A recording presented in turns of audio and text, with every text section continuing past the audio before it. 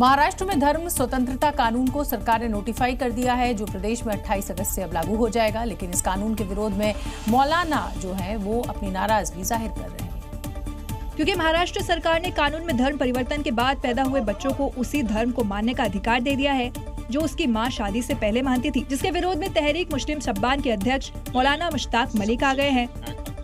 मौलाना साहब, महाराष्ट्र सरकार शरीयत से नहीं बल्कि संविधान से चलती है और जो नए कानून में प्रावधान है उसके मुताबिक जबरन धर्म बदलने पर 7 साल की सजा होगी। धर्मांतरण का जुर्म नॉन बेलेबल होगा। धर्म बदलने के लिए 60 दिन पहले बताना होगा। शादी से पहले माँ के धर्म को बच्चा मानेगा। वैसे जिस कानून के विरोध में मौलानाओं का खून खौल रहा है, उसे लेकर बीजेपी नेता ने साफ संदेश दे दिया है। ये संतों की भूमि है महाराष्ट्र, तो यहाँ पर किसी का भी धर्म, लोभ, मोह या जबरन बदलने का अधिकार किसी को नहीं है। ये डर इसलिए मौलानाओं में दिखाई दे रहा है क्योंकि लव जिहाद के बाद पैदा होने वाले बच्चे को बाप की संपत्ति में सरकार ने अधिकार दे दिया है, जो मौलानाओं को डरा रहा है। नोएडा में एक गैराज से करीब 1.5 करोड़ रुपए की चोरी के मामले में पुलिस ने बड़ा खुलासा किया है। 6 आरोपियों को गिरफ्तार भी कर लिया गया है और उनके कब्जे से 1 करोड़ 48 लाख रुपए कैश बरामद भी किया है। पुलिस ने आरोपियों तक पहुंचने के लिए करीब 500 सीसीटीवी खंगाले।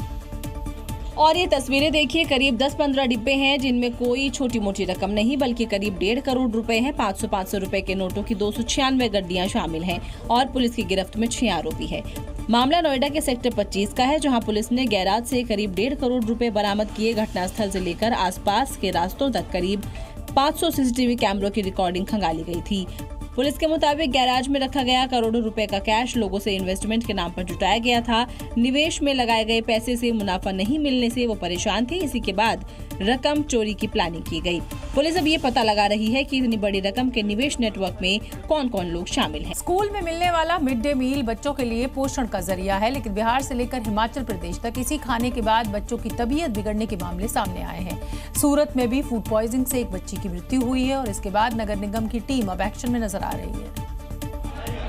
पहली तस्वीर नालंदा की है, जिससे मिड डे मील खाने के बाद कई बच्चों की तबीयत बिगड़ गई। बच्चों को अस्पताल में भर्ती कराया गया। शिक्षकों के मुताबिक दूसरे स्कूल से खाना बनकर आया था, सब्जी में नमक कम था। बच्चों ने नमक मांगा तो गलती से सर्फ परोस दिया।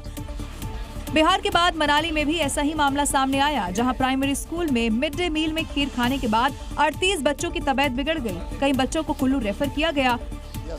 सूरत में भी होटल का खाना खाने से फूड पॉइजनिंग के कारण एक मासूम की मौत हो गई। इसी के बाद नगर निगम की टीम एक्शन में आई।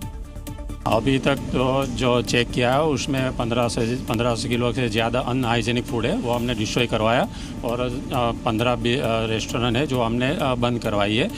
इन घटनाओं ने साफ कर दिया है कि बच्चों की थाली में खाना पहुंचाने से पहले उसकी क्वालिटी कितनी गंभीरता से चेक की जानी जरूरी है।